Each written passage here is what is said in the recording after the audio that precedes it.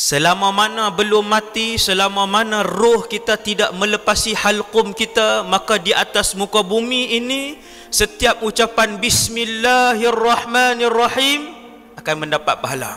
Setiap ucapan Subhanallah ditulis oleh malaikat. Setiap 10 sen yang dimasukkan kerana Allah, maka dikirakan kebaikan oleh Allah Subhanahu wa ta'ala.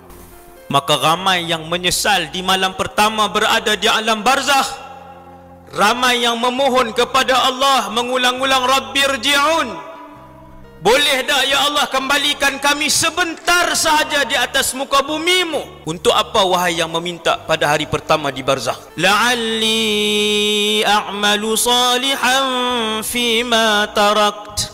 Dia kata, ya Allah, bagi aku hidup saat saja aku nak buat amalan saleh yang tidak sempat aku lakukan. Lalu dijawab oleh Allah, kalla innaha kalimatun huwa qailuha. Tuhan kata tidak sama sekali. Siapa yang akan dikembalikan? Mana ada manusia yang dah duduk di alam barzakh kemudian nak dikembalikan? Takat mana hak buat, takat tu ya.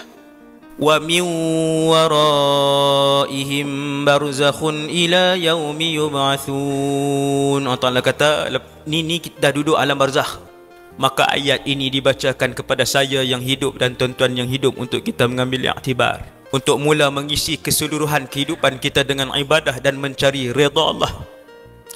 Kerana manusia yang mencari redha Allah dan akhirat, beliau akan diberikan dunia dan kekayaan oleh Allah Subhanahu wa ta'ala.